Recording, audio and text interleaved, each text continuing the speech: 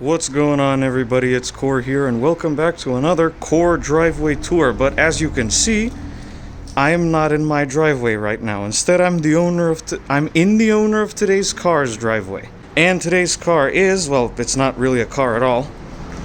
Boom! So in this video, like usual, I'm going to give you a full tour of this car, start it up, show you the engine, the interior, the exterior, and all that good stuff. So let's go ahead and get started with the basics. This is a 2001 Chrysler Voyager. Yes, some of my American viewers might have thought this is a town and country, which it pretty much is, but in fact it is a Voyager. The Voyager was sold, it was sold under the Voyager name in Europe, as well as the Grand Voyager. This is the shorter wheelbase version. And not only is this thing powered by a diesel engine, it also has a manual transmission. Yes, who would have thought that someone made a manual Chrysler Town and Country, but here in Europe they did. So let's check it out. So starting at the front, we have basic stuff. The headlights, the bulbs were replaced by LEDs. I'll show you that in a little bit. Fog lights, those holes in the bumper are parking sensors, I believe, but they've been removed. And a nice interesting thing here, we have the headlight washer. There's the Chrysler badge. Down the side, sorry about the slight dustiness, we have, I believe these are 16-inch wheels on General tires. Don't quote me on the size, I believe they're 16s. Your standard plastic side view mirrors. Here's a little, I don't remember what you call these things, a wind deflector, I think it was. Here's your door handle, and the rear one as well. The doors, by the way, are power opening and closing. I'll show you that later. Here's the fuel filler cap door thingy, the wheels again, and over on the rear, as you can see, the car has been completely rebadged. You got some duct tape there. Of course, you'd have some duct tape if you're a car enthusiast. You gotta have some duct tape. And finally, aftermarket backup camera. I'll show you that in a little bit. So I just realized I completely forgot to show you the key to this vehicle. It has a bunch of stuff on it. Actually, here's the actual key itself. You can see the Chrysler logo on it and a bunch of stuff, and an aftermarket remote control. So this is the unlock button. You just heard the car unlock there. That locks it. These two are supposed to open the doors, but they haven't been programmed. And that's the panic button, but that hasn't been programmed either. So let's go ahead and unlock it. And let's go ahead and check out the engine. And yes, by the way, it constantly beeps if the door is open. I don't understand that myself. So there's the hood release, and now we can get under the hood of the Voyager. All right, okay, you move it to the side. This hood doesn't have a strut. It's a prop rod hood again, so I have to hold it up. It's kind of heavy. So here's the engine. Yes, it really is a diesel. It's 2.5 liter turbocharged 4-cylinder diesel, making 141 horsepower. This engine is actually built by a supplier called VM Motori in Italy. And they make engines for a variety of Fiat and, at the time, Chrysler models as well. Although I should, of course, mention that Daimler owned Chrysler when this car was made in 2001. But this engine was built by VM Motori. They also made the same diesel, the 2.8 diesel that came in the facelift version of this car, and the 2.5 diesel that was in the Jeep Cherokee and whatnot. So now it's time to climb inside the Voyager. And yes, it's still beeping. I apologize for the outside noise. Still beeping. I don't know how to disable that. So let's go and climb in, shut the door, and I'll show you everything that way. Deal? Okay. So first up is this rather retro-looking gauge cluster here. It glows green at night, I should say. Hold on, let me show you. Oh no, nothing happens. Okay. Here's your power window controls. The the right front window has a tendency to fall into the door, so we're not going to check that out. And you have the vents. They open all the way back there, as you can see. I'll show you that when we start the car up. Turn signal stock, works as you'd expect. This little lever here adjusts the steering column. Here's the actual steering wheel itself. There you go. Little air freshener thingy. Hazard switch. Turn signals and the warning lights, actually, a lot of them are up there. Over here you have your 2-stage heated seats.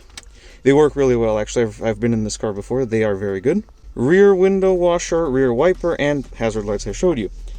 Original radio, which is tied to this thing, which has a bunch of little entertainment features, and it also houses your backup camera. Up here is the interior lighting and the door opening buttons. So let's go and press this one, see if the door's open.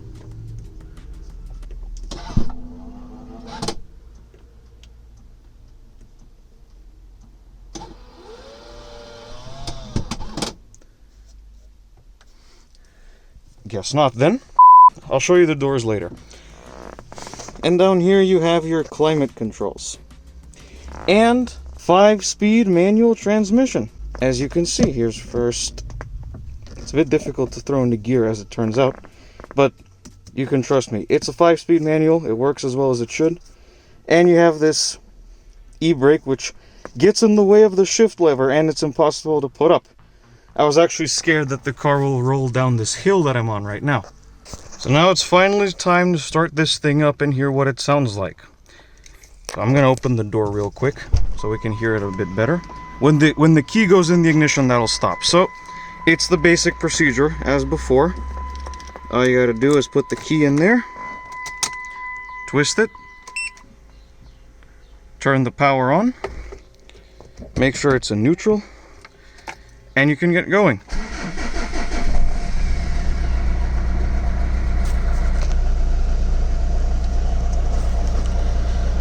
Funny thing about this car is it has well over 300,000 kilometers on the clock, but it still runs perfectly fine. And in case you ever wanted to know what the horn sounds like on a Chrysler Voyager, too bad, because the horn was replaced. So instead of like a dual tone horn, we have this. Here's the lighting. As you can see, the headlights were replaced with LEDs right there, and your turn signals as well. Here's the rear. Don't know how well you can see that because the sun is directly on it. Some other things worth mentioning here. Here's your cruise control. This is the first car I've ever filmed with cruise control. There's all your buttons right there. The lights in these buttons were replaced with high power LEDs. There's your radio again. Here's the climate control. That's how you turn it on. That's your fan speed. Low, high, something. Temperature for both sides, it is dual zone. That's your zones, recirculating air. The button itself has a fan on it, which is kind of cool. Air conditioning and rear window defroster. And then you push that and it turns off. That's the glove box right there. Here's your power window.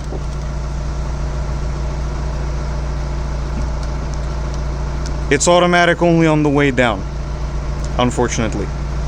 And this piece of interior lighting was replaced. In fact, all of the interior lighting was replaced, as you can see here. And you have a little information display. Here's your compass. That shows temperature right now, but it can also show stuff like fuel consumption and so on. And this little control panel up here. Well, the engine's been running for a bit, so a couple tiny revs. Let's go.